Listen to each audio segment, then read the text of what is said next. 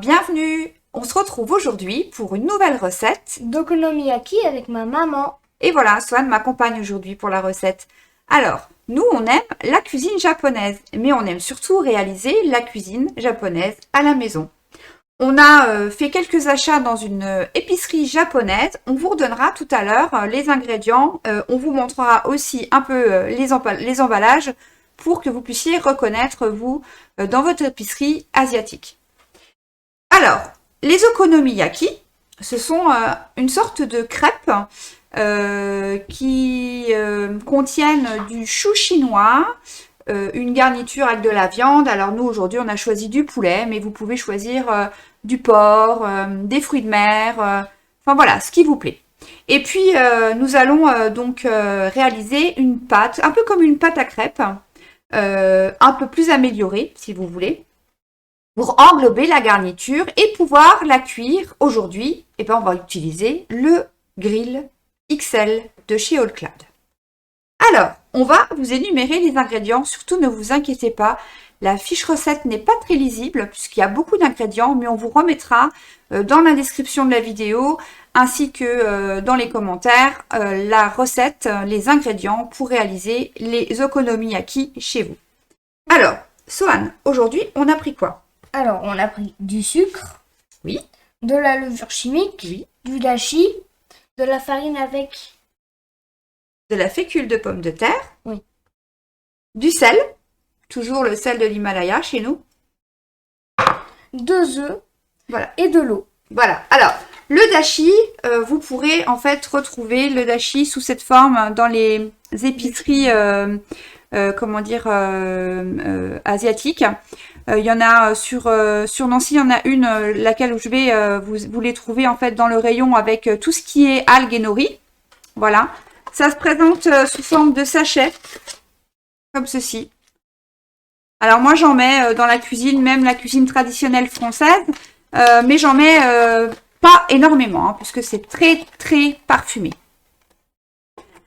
Ça s'apparente en fait à du fumet de poisson chez nous. Mais par contre, c'est pas remplaçable dans les recettes japonaises ou chinoises. Quand on vous dit du dashi, il faut vraiment avoir du dashi. Alors, nous allons réaliser notre pâte. Donc, on prend un récipient quand même assez gros puisqu'on va devoir y incorporer le chou chinois. Donc, un gros chou chinois, ça fait à peu près 500 grammes. Ainsi que là aujourd'hui du poulet, de la viande, on en a pour quand même 200 grammes de poulet. Alors, on va déjà commencer par mettre la farine et la fécule. Vas-y.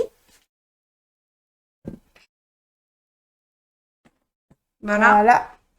Et nous allons aussi donc mettre la... Levure chimique. oui, non, on met en dernier la levure chimique. Voilà. Alors, attends, on va récupérer. Voilà, tu mets déjà dans l'ordre, comme ça. Le sucre, Le sucre. le dashi. Et la levure chimique. Voilà. Moi, je vais mélanger. Ça. Et je vais rajouter le sel. Alors, je suis dans le fond de mon pot. Voilà.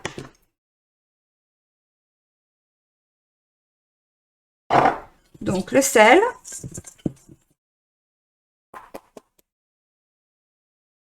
Et nous allons rajouter l'eau. On mélange bien. On mélange bien l'eau et les ingrédients précédents avant de pouvoir incorporer les œufs donc un à un. Voilà, je fais parce que Je ne suis pas assez rapide. bah non, c'est pas ça, c'est que c'est plus facile pour moi de le faire, j'ai l'habitude. Vous voyez, la pâte, elle est quand même épaisse. Hein. Voilà, et là, on va incorporer en fait les œufs. Non, voilà. Hop.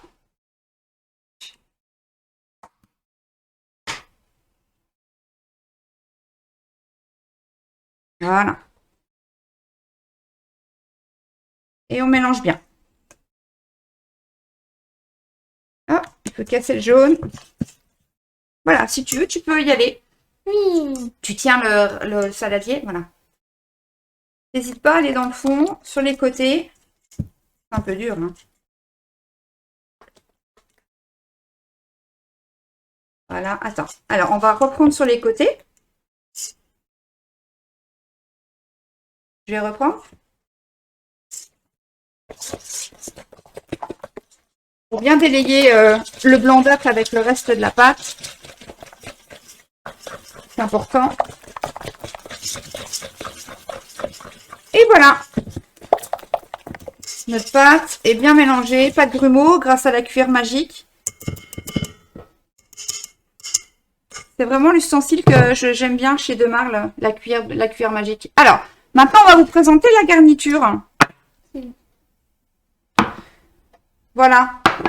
Donc là, il y a Du chou chinois, ici. de la viande, Ah, c'est quoi? Du poulet. Nous, on a choisi du poulet. Et puis, du gruyère râpé. voilà. Alors, le chou chinois, vous voyez, il est déjà coupé. Hein, on l'a fait en petits morceaux. Et en fait, on s'est inspiré d'une recette d'une youtubeuse qui s'appelle Les recettes d'une japonaise. Et elle préconise de passer, une fois que le chou chinois est coupé, 3 minutes au micro-ondes. Vous rajoutez pas d'eau, hein, vous me laissez dans le récipient. 3 minutes, puissance maximale pour ici. Et ça va déjà détendre un peu le chou. Je pense qu'en fait, ça lui apporte un peu plus de moelleux. Voilà. Alors, on a tous nos ingrédients. On va récupérer notre pâte. Voilà. Bon, bah là, le fouet, hein, ça paraît un peu compliqué de l'utiliser. Donc, on va faire en plusieurs fois le chou.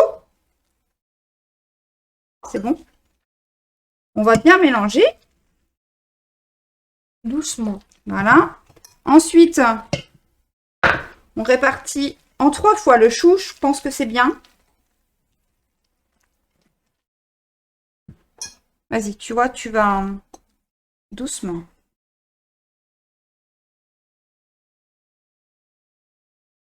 Voilà. Il était bien celui-là, il était bien jaune.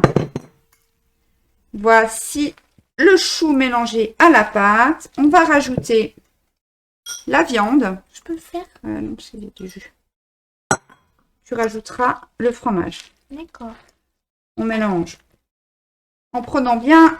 On fait attention de prendre bien le fond hein, du cul de poule parce que la pâte, en fait, elle reste dans le fond du cul de poule. Voilà, et Swan, il va finir par mettre le gruyère. Voilà. On va mettre le reste. Voilà. Tiens, tu peux emmener tout ça dans le lait.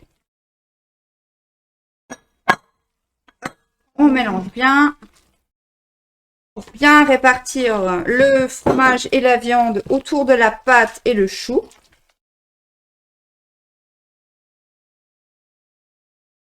Voilà, notre base, elle est faite. Nous allons donc procéder donc à la cuisson. On va mettre en route le grill, le faire préchauffer, hein, puisqu'on ne va pas vous faire attendre le temps du préchauffage, et on revient tout de suite. Alors, nous allons réaliser la sauce qui accompagne les okonomiyaki. Et je vais vous montrer, vous présenter les ingrédients que je vais utiliser. Vous retrouverez évidemment tout le détail des ingrédients dans la fiche recette. Donc, j'utilise la sauce Warcha. Donc, c'est cette sauce-là.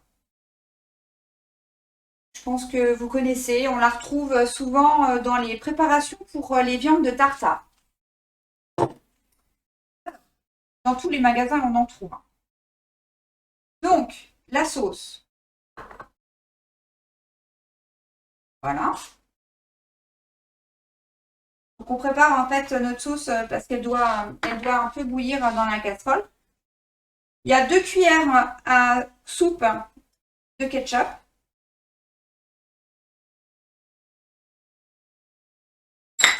On ajoute 1 cuillère à soupe de sauce soja salée. En route. on ajoute 3 cuillères à soupe de sucre. Donc vous remarquerez en fait que c'est une sauce sucrée-salée, comme beaucoup de sauces japonaises en fait. Hein. Voilà, on commence déjà à mélanger. Une cuillère à soupe de miel. Voilà. Hop.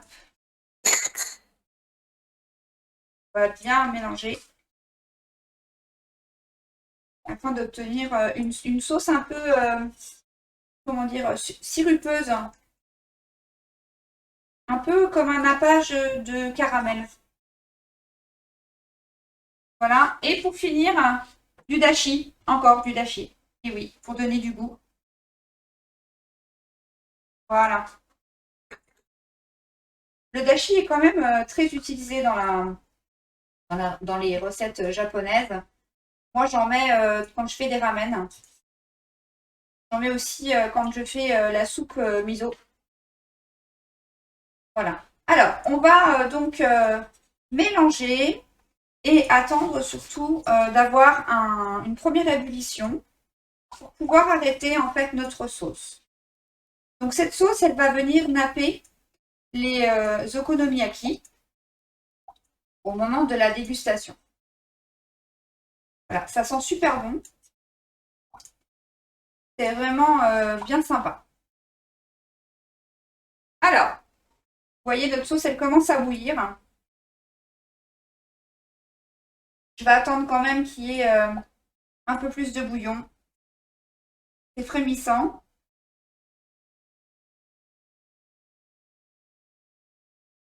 Il faut, voilà, ça fait vraiment, vous voyez, du bouillon. Des tout petits bouillons.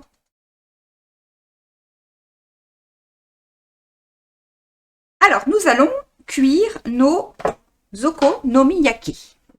Je vais quand même ajouter un peu de matière grasse.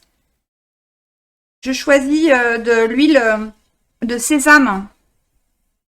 Je trouve que pour la cuisine asiatique, elle est vraiment parfaite. Voilà, j'en ai mis un peu partout. Et nous allons faire 2 galettes. Il y en a un petit peu qui est parti. Oh, c'est pas grave, regarde. Hop. Alors, comme il y a du poulet, hein, on aplatit bien que la viande soit bien cuite. Je fais la deuxième galette. Alors, on essaie quand même de bien rassembler, qu'elle soit un peu ronde. Alors, nous allons retourner nos okonomiyaki au bout de 5 minutes de cuisson. Alors. Allez, Swan. Bien attention au bord. Allez, je vais faire la deuxième. Voilà. Voilà. Hop. C'est parti. Nous allons donc remettre à cuire pendant 5 minutes.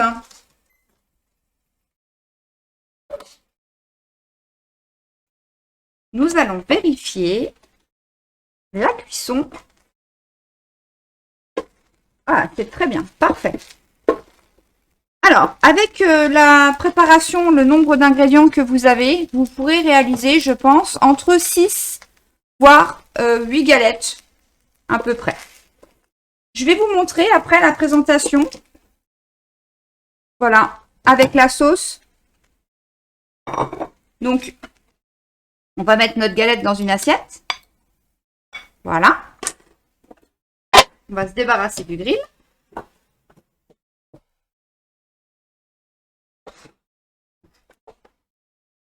Hop, on va l'éteindre.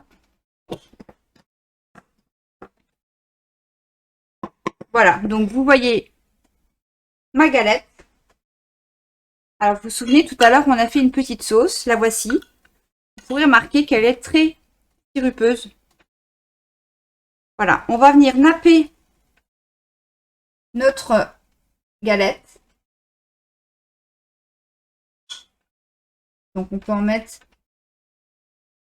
quand même un peu. Et on peut rajouter aussi de la mayonnaise. Voilà. Et puis, on peut faire des petits dessins sur la galette en mélangeant la sauce qu'on a faite avec la mayonnaise. Dans la recette traditionnelle, on rajoute des copeaux de bonite séchés et des algues concassées. Alors, j'ai pas trouvé de copeaux de bonite séchés. Donc, eh ben nous, on va les déguster comme ça. Ça sent très très bon. C'est très appétissant. Donc, on a réalisé ces galettes en 10 minutes de cuisson. Alors, il ne me reste plus qu'à vous remercier de m'avoir suivi.